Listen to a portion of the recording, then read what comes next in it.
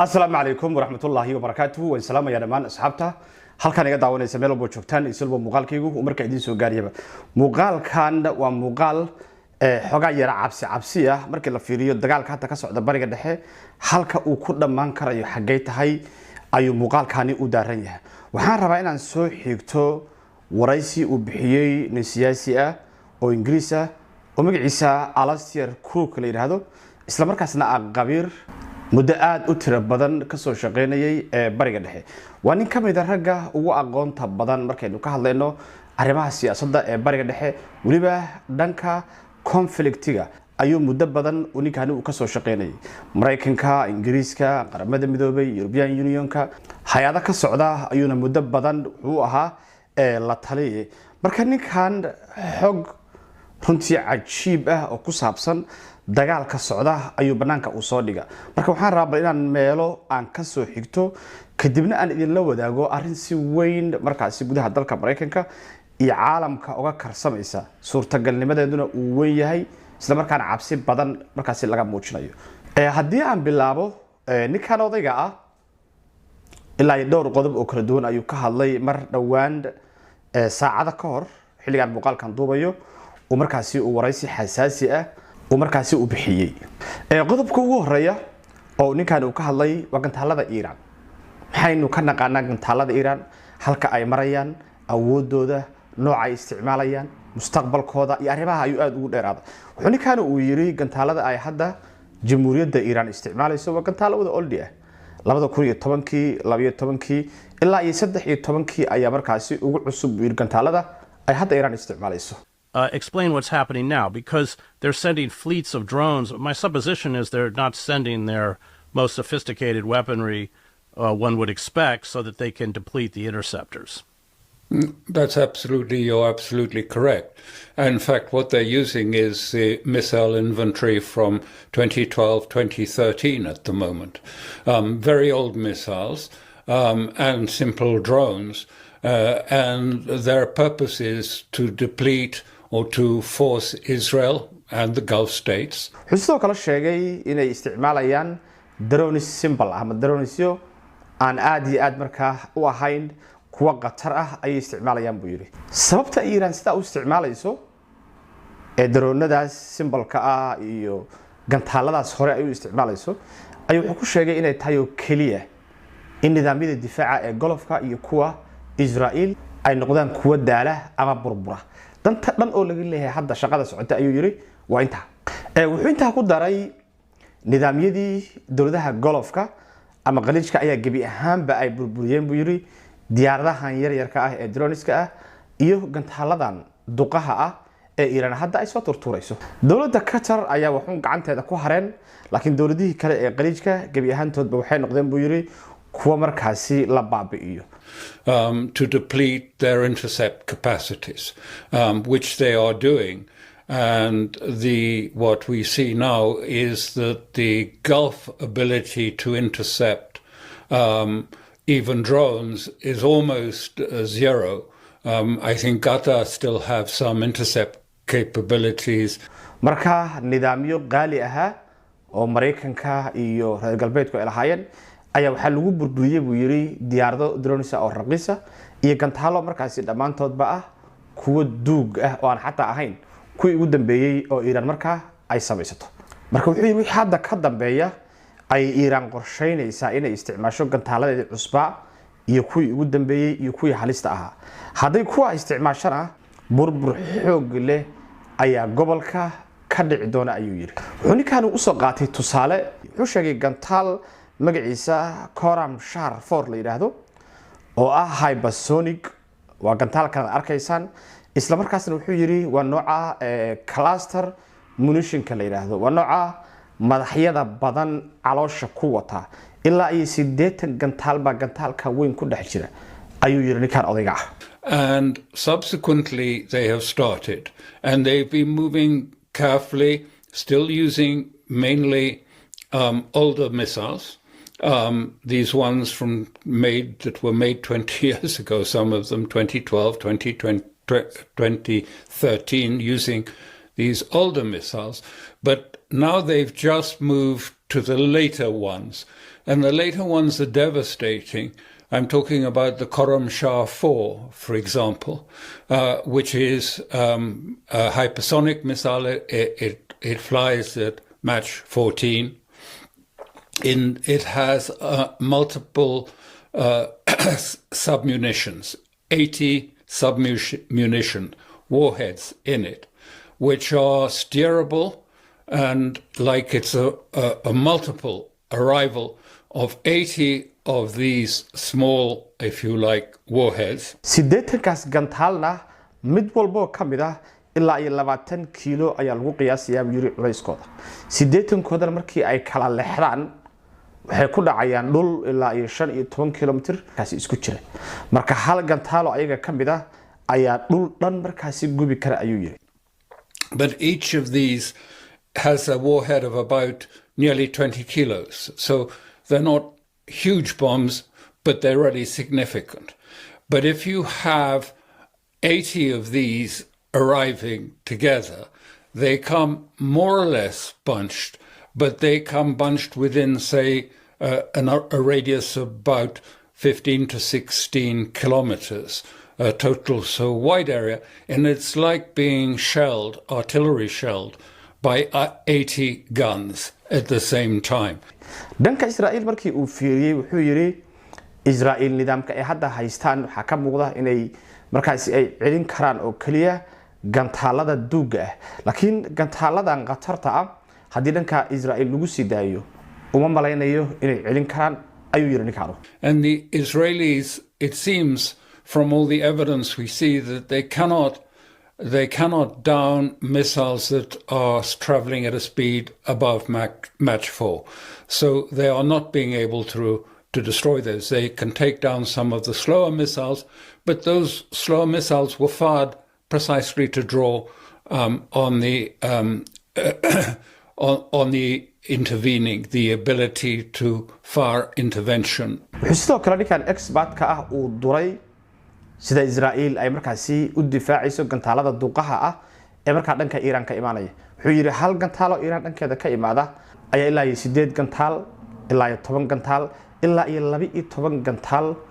oo interceptor gareeya ayaa markaasi loo fasaxayaa buu yiri taasoo marka macnaheedu ay tahay inaysan Israel muddo badan aysan colaada ay sii wadi karinin oo ay ka dhamaan doonaan buu yiri gantaalada markaasi wax lagu difaaco sidii dhacday dagaalkii 12 maalmood socday sanadii hadda la soo dhaafay. It's also very evident that Israel is now using those in prodigious quantities. You can see from some of the videos that have get through the censorship that as the Iranian missiles come in, Israel is firing perhaps 8, 10, 12 intercept missiles to try and bring it down. That cannot go on for very long. Their stocks of these intercept missiles was low after the 12-day war in June. It hasn't been fully restored because America doesn't have many of these intercept missiles. marka tactiga dagaal ee Iran ayuu sida u sharaxay wuxuuna yiri markii ay dhamaadaan gantaalada wax difaaca ee Israel wixii ka dambeeyay ay Iran bilaabi doontaa inay gantaaladeeda xoog leh ay markaasi ku garacdo gudaha Israel marka dhankaasi waa dhanka gantaalada ee dhanka raadeerada iyo difaaca ayuu ayaduna xoogaa si fiican u ninkani u dul istaagay raadeerka waxa la yiraahdaa nidaamka sheega in gantaal uu hawada soo galay ayaa raadeerka la yiraahdaa kan difaacana waxa la yiraahdaa midka asaguna kale ee laga horgeeyo ee ku dhaca gantaalka markaasi soo socda wuxuu yiri ninkan odayga ah raadeerada iyo satellite way isku xiran yihiin satellite-ka cirka iyo raadeerada way isku xiran yihiin raadeerka waxa information-ka u soo gudbiyay satellite-ka cirka ku jira asagaas arkay in wax la soo tuuray asaga markuu arko ayuu satellite information-ka u sheegaya ka bacdina raadeerkaasi wuxuu information-ka u sheegaya dabcan gantaalkii kale ee u diyaar garoobi lahaa midka la celinayo sidaa daraadeed marka wuxuu yiri waxa jira nidaam casri ah oo saa iskula shaqeeya oo hadda markii aynu ka hadlayno dagaalka Ukraine ay Mareykanku ku caawinayeen buu yiri dawladda Ukraine oo magaciisa markii la soo gaabiyo loo yaqaano ISR oo markaasi laga soo gaabiyay intelligence iyo surveillance iyo wax noocaas marka wuxuu yiri waa nidaam dheer oo isku xiran oo markaasi ka soo bilaabanaya satellite-ka marka wuxuu yiri droneska iyo satellite-ka information-ka ay soo aruuriyaan oo lagu daray midka kale ee loo yaqaan electronic warfare ka markii la isku dardar macluumaadka ay soo aruuriyaan ayaa waxa loo bedelayaa qaab visual ah qaab aragti ahaan ah map ah ayuu sameeynaya taasoo marka diyaaradaha wax duqeeya iyo gantaalada ay markaasi siinayaan xog dhameystiran halka la beegsanayo halka ay wax joogaan waxa socda ay marka ay sheegaysaa buu yiri nidaamkaas waana nidaamkii Mareykanku uu ku caawiyay buu yiri dowladda Ukraine oo Russia ay mataqaana aad ugu dhig baxday marka halkaan markii aynu fiirino colaadan nidaamkii noocay ahaa oo Mareykanku u lahaa oo Israel lagu caawinayay oo raadeerada dhulka yaala ay hagayeen ayaa dhamaan waxa la burburiyay raadeeradii marka Israel ma heli karto macluumaadkii saxda ah oo markaasi ay u baahan tahay maadaama raadeeradii waaweynaa ee macluumaadkan gudbinayay ee dhulka yaalay qaasatan dawladaha qaliijka markaasi la burburiyay laakiin dhanka kale markii la fiiriyo dawladda Iran waxay ku xiran tahay buu leeyahay Chinese-ka iyo dawladaha la midka ah ayaga marka dagaalka ma aysan gelinin regionka qalabka u yeelana way shaqeynayaan marka xataa xagga information-ka iyo satellite-ka iyo raadeerada waxa muuqata uu yiri in xataa Iran ay uga fiican tahay xilligan maxaa la yiraahdaa Israel wuxuu sidoo kale ninkan uu beeniyay in Mareykanku uu dhaawac xoog leh u geystay nidaamkii gantaalada oo Iran oo markaas dhulka hoostiisa ku jiray wuxuu yiri uma malaynayo in nidaamkaasi wax la gaarsiin karayo marka wuxuu yiri nidaamka gantaalada Iran ay u shaqeeyaan centralized ma aha nidaam laga hago saldhig dhexe ama talis dhexe laga haga ma aha waa nidaam decentralized waa nidaam meelba dadka jooga ay si gooniya ay markaasi ay u maamulaan wuxuu sheegay ninkan expert-ka ah ilaa 50 degmo oo Iran ay ka kooban tahay ayaa degmo walba waxay leedahay buu yiri saldhigyo dhulka hoostiisa oo gantaaladu ay ku jiraan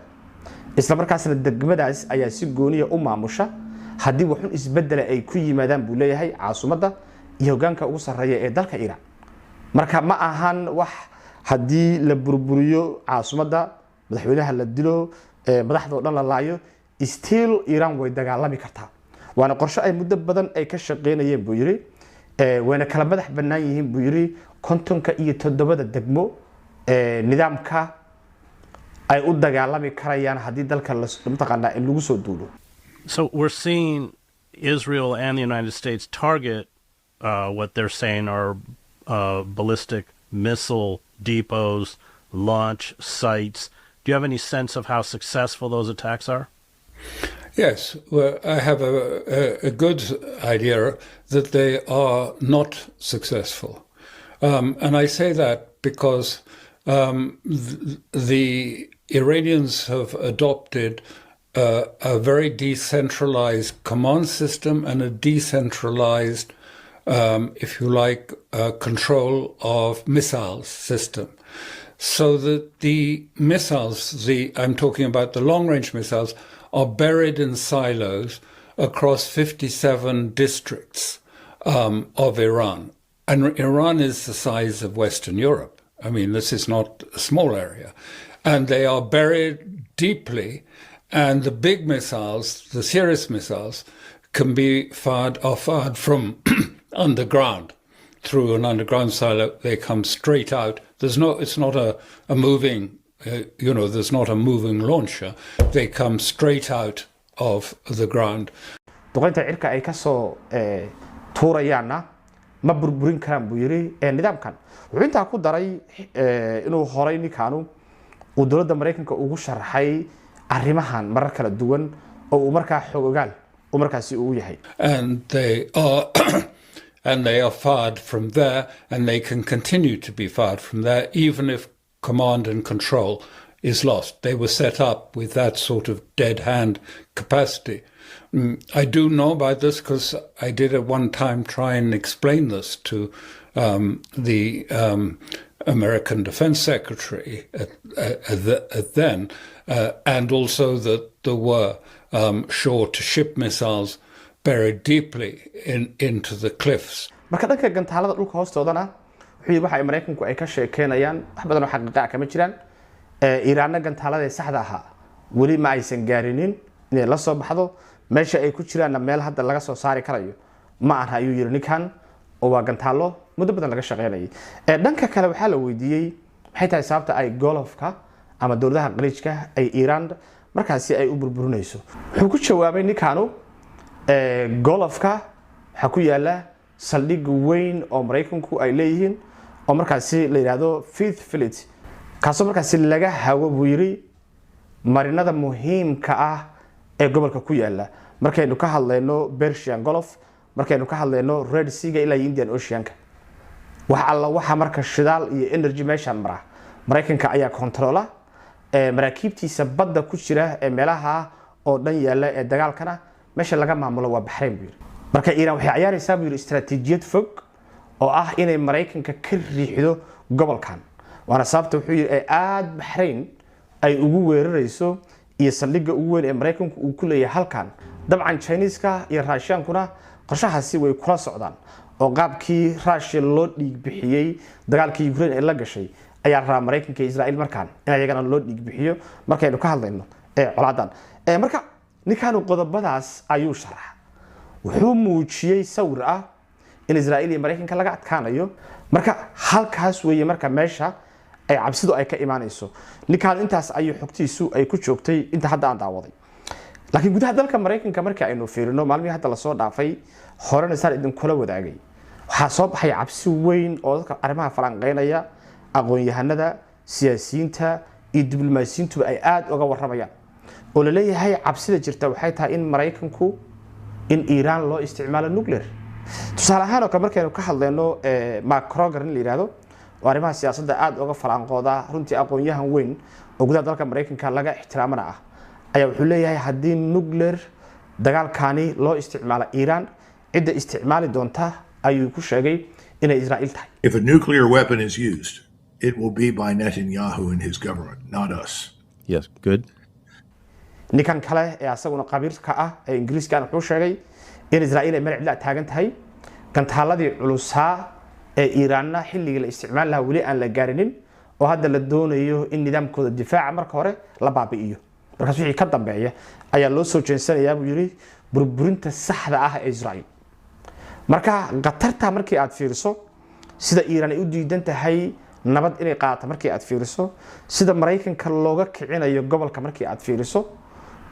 awoodda hadda Iiraan ay la soo baxayso oo ay ku joojisay marinka ugu weyn ee hadda uu shidaal ku maro ee Hormuz marka aad fiiriso